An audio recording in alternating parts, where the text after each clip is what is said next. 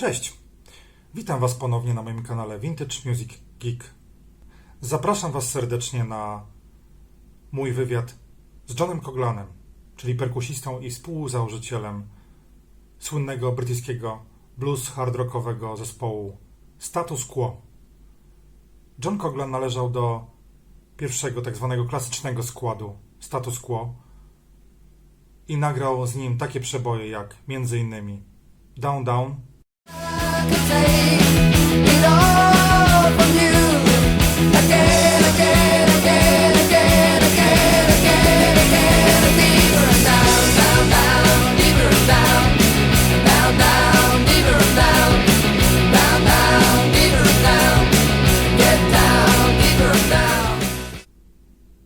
Whatever You Want, Whatever you want, whatever you like, whatever you say, you pay your money, you take the choice. Whatever you need, whatever you use, whatever you win, whatever you lose. Rockin' All Over the World, We're going crazy, and we're going today. Here we go, rocking all over the world. And I like it, I like it, I like it, I like it, I like it, la. Here we go, rocking all over the world. John Coglan opuścił szeregi zespołu Status Quo w 1981 roku i od tamtej pory nadal koncertował, nagrywał z różnymi zespołami i składami. Z tego wywiadu dowiecie się m.in. dlaczego w Status Quo szybko zrezygnowano z posiadania pianisty w składzie. Jak John wspomina swoje spotkanie z legendą perkusji i jego wielką inspiracją, czyli Buddym Richem. Co zdaniem Johna składa się na niepowtarzalne brzmienie, tak zwane boogie, rockowe brzmienie Status Quo. Ponadto dowiecie się również, w jakie projekty i zespoły John Coglan jest obecnie zaangażowany i z którymi zespołami koncertuje. Niezmiennie zapraszam Was do subskrybowania, lajkowania, komentowania, udostępniania mojego kanału Vintage Music Geek. A teraz zapraszam Was na wywiad. Przed Wami John Coglan. Miłego odbioru.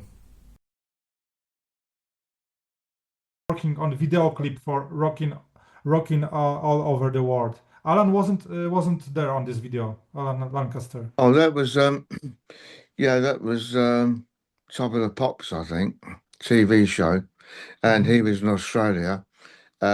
He couldn't get over because he lives in Sydney, and so the funniest thing was Colin Johnson, the manager, told him to send bass guitar jacket and t-shirt and jeans, and they put dressed a dummy, and Colin was up at the top pulling the strings, and it was so funny because it looked really silly. He had a wig on and everything else, and Alan's auntie watched Top of the Pops, phoned Alan's mum and said, "I just seen the boys on Top of the Pops. Alan didn't look too well, but Alan wasn't there. It was a dummy." Yeah. Anyway, do you like this? These programs like Top of the Pops, because usually you don't play on it on live. It's Well, just what pretending. it really is I think you've got 6 or 7 bands on. It's not a very long program, and it would take too long to mix all the sounds together. So it was easier just to get the band up there, go through the motions and do it. And that was the best way. And the great thing was, it sold loads of records. And it was a good TV program. The shame it's still not on. Live album Status Quo is considered by many fans and journalists as one of the greatest live albums in rock. I know I can say energy, passion, good mood, adrenaline, atmosphere, and responsive audience. I think these are main factors that made such album great. Do you agree with me? This was during recording, during this concert, exact few concerts, because it was few concerts in Glasgow. Do you agree that this factors was visible there, or was during playing this concert, like I mentioned now? It's very good and really the core audience of the fans made it happen, you know, because they're great and they've always looked after us and appreciated status quo. And the gigs were great, and I think I think Hammersmith Odeon was one we do a lot. Wembley, maybe, and some other place, Glasgow Apollo. Um, Loads of gigs we did in those days, and you know, it was nice to do the reunion tour, really, and play some of those. But anyway, yeah, it was good. It's a good live album. The supergroup, I can say, Diesel, this band with Whitesnake members, John Gustafson also was in this band, and other great musicians. I heard that it was created for a fun, just for a fun on playing, and there isn't any specific any Yeah, album even from this period. What you can say about this band, and is it no, as fun or just like, yeah? it was just it was just for doing playing with different musicians. Mickey Moody, there's loads of different musicians in the band. Rick Parfitt, Alan Angus got up and did a couple of numbers. And we played all over the country. It was good fun and just something different, really. Mhm. So why you haven't recorded? Because I heard about one record that you did, Flexible Friends, as kind of a Oh yeah, box. yeah, yeah. I'm trying to remember. It was such a long time ago. Yeah. You know, we recorded it and put it out there, and I don't think many fans bought it. Some did, some didn't. Um, and just you move on and keep playing. But I played with loads of different musicians in my life, and it's all been good fun. You know. John Coughlan's Quo Reimagined. Yeah, Reimagined. Yes. Yeah. That is also a very interesting project. That's you coming back to your, I can say, jazz roots and play status quo songs in jazz arrangement. Uh, is it still active? And anyway, what is the story behind such a project and where the Well, idea? Yeah. basically, I'd go near a place called Burford in Oxfordshire, near where we live. There's a little venue that they play jazz on a Saturday night, Friday, Saturday night, and I used to go and listen. I got talking to Paul Jeffries, the bass player. I said I'd like to play something. He said, "Why don't we put something together?" So Paul Jeffries on double bass.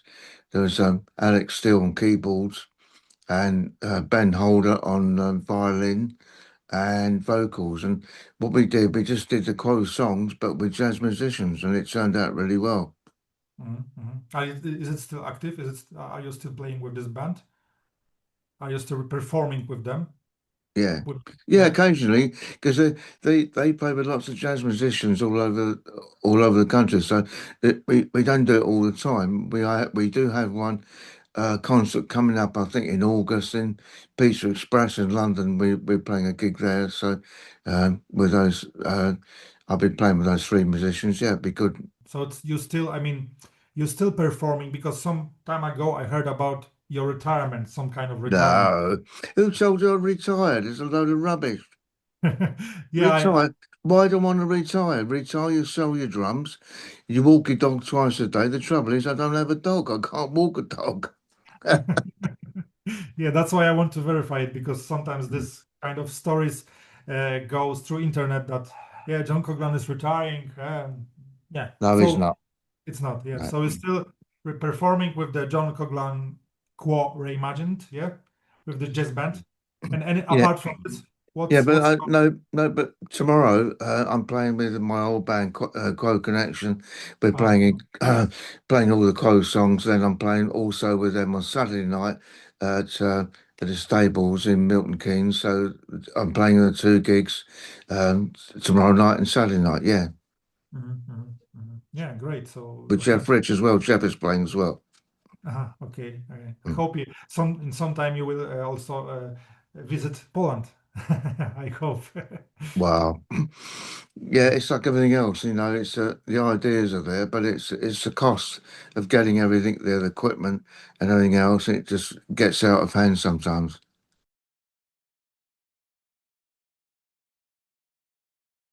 You remember this reunion with all these members? I think it was emotional for you all when you gather after all these years together and play these shows with Yeah, the we forum. were Yeah. we recorded. We rehearsed for 2 weeks in Shepperton Studios. The trouble is, recording in a film studio, the studio is all padded for making movies and silence. So the drums, my drums are very, when I say dead, it sounded very dead in the room, but it works. We did a 2 weeks rehearsal, then we went on the road, and the tour was great, and it was good to play with the guys again. Yeah. Was there any plan to continue with after the tour finished? Well, Rick Parfitt said to Francis, "I'd like to carry on playing with John and Alan, doing this stuff instead of playing what we play now." And Francis said, "No." So he was in charge. Wasn't a very nice thing to say to Rick. He said, "No, we're doing what we've been doing, not going back again," and all that. And it's such a shame because Rick just stood down. He didn't say anything, but I would have carried on. I think Alan would have done, and I think we could have toured the world with that, the original four. Any chance for you to play again with Francis, or is it No. just no? It's no way to for you both to cooperate together. Well, it's up to him really, but he can't be bothered. I think he's doing his thing. I'm doing mine. How it was working with Phil Lynott in the band you played together? How you recall this cooperation with Phil Lynott? Yeah. Yes, it was Phil Lynott, Roy Wood, and Chas Hodges. It's called "We Are the Boys Who Make All the Noise." Yeah, exactly. We did a single, but it's typical, we did a single, but no one pushed it, no one publicised it, so no one got to know, and we didn't really do any gigs, so it's a bit of a shame, really. So you haven't got any, continuation with Phil idea to continue in other maybe way, or No, it just sort of stopped happening, and that was the end of that, and we all moved on different things. I think that about jazz, because okay, you have this project, jazz, John Coughlan reimagined. I think jazz is very near to your heart. Because you very often you mention Buddy Rich, Gene Krupa. I think the main influences, and I think many drummers from that period, from your generation, mention jazz drummers. But for example, you also comes from blues rock, yeah. So Yeah. had blues drummers, I don't know, Frank Bello, or the people who drums with Muddy Waters, with John Lee Hooker. Have you ever know who they are, or have they influenced you, or only because of Buddy Rich was very popular then in 50s, 60s, and Gene Krupa, so that's why you listen to how it was? Well, I was very lucky to spend 2 hours with Buddy Rich. I was playing a Quo concert, and Eddie Haynes from Premier Drums came and see us play, and because he always asked me if the Premier drums I'm using were good, and I said yeah, and he said, "You like Buddy Rich?" He said, "Would you like to meet him?" I said, "I'd love to meet him," and Eddie fixed it for me to go and meet him, and I think we were in Manchester. I think Buddy was playing in Preston Guildhall or something like that. I got taken to meet him, and he was lovely. I spent 2 hours playing with him, talking to him, and Buddy Rich asked me to play his drums, and I couldn't believe it. I thought, no.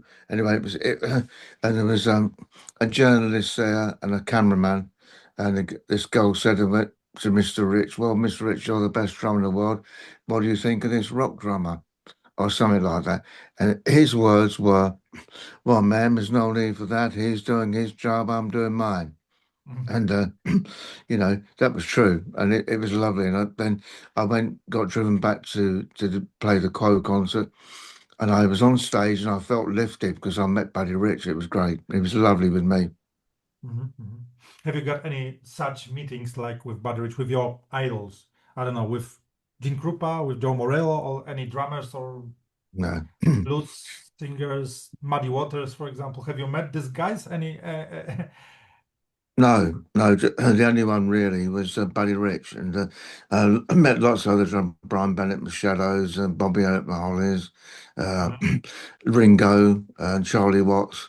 All those drummers have all met and had nice times talking to them. And but Buddy Rich was lovely, and he's sadly missed. And I've seen him playing, and it's just out of this world. It was good, and I've got some great photos of me sitting by his drums and things, and just wonderful.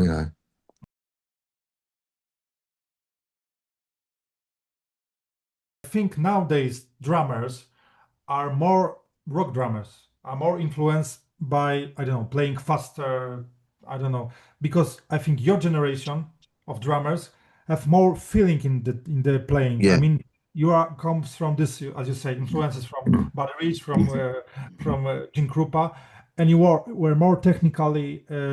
I mean, I can say that you have dexterity, you have technique, you have power, but you have the feeling with this playing. But nowadays, drummers, I think, they don't have that kind of style anymore. What do you think? Well, I think I've always learned when I first started playing drums, I was about 15. The drummer's job is to keep time, make the band swing. That was a jazz saying, and I think it's still appropriate. And I just listen to jazz records. I listen to the Beatles, the Rolling Stones, and all the early bands, you know, and I just learned to keep time and make the band swing. That's what I did. And of course, then we had, I met Francis and Alan. Then we met Rick Parfitt, and the four of us gelled so well. Rick Parfitt was a great rhythm guitarist. Mhm, Every stroke he did on his guitar was a downstroke, not up and down as some guitarists do. It's all down. And if you're playing really fast songs, that's a lot of action. mhm. Alan Nagus, a good bass player. Francis was good on his guitar and vocals, and Alan was good on vocals, Rick on vocals. It just worked out very, very well. And I'm thinking we were very lucky that we did 13 and 14 reunions when we did, because if we'd left any later, it wouldn't have happened. Wrote this book, your autobiography book that comes around year ago or 2 years ago. Who helped you with writing it, and these stories, how you gather all these stories to for Mm. this book? Yeah, it was.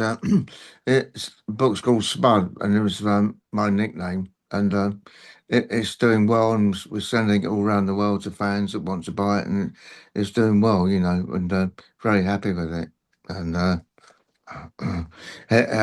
co-written by a great friend of ours, Stephen Myatt, who's not with us anymore. He died some time ago, but Stephen was great, and he wrote helped me with a really good book, and I have one here. I can show you the cover, sir. If you want to have a look, I'll show it to you. Mhm.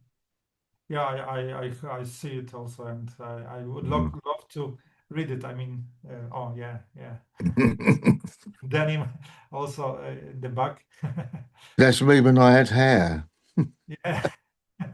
Anyway, do you still like to wear jeans?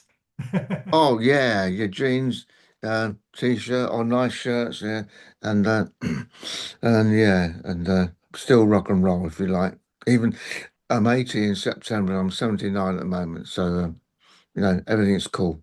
Yeah. Yeah, you are in good shape, I can say.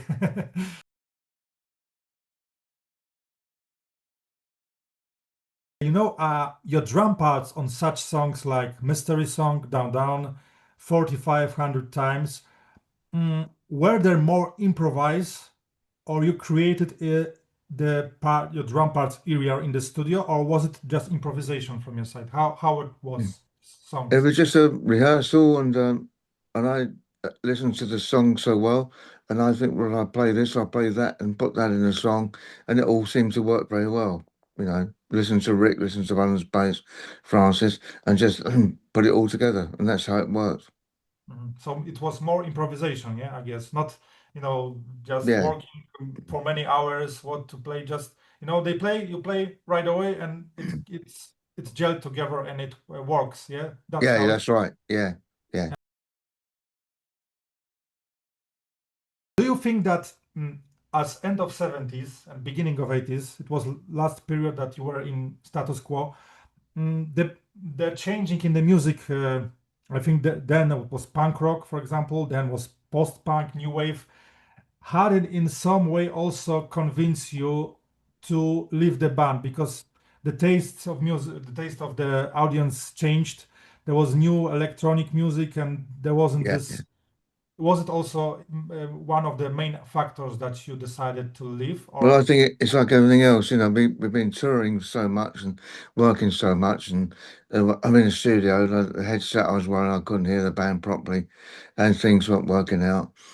And it just ended there, and I flew back to Isle of Man at the time, and I took a year off the music business because I was really tired, uh, and it seemed the right thing to do, and it was great when we did a reunion, 13 and 14. It worked out fine.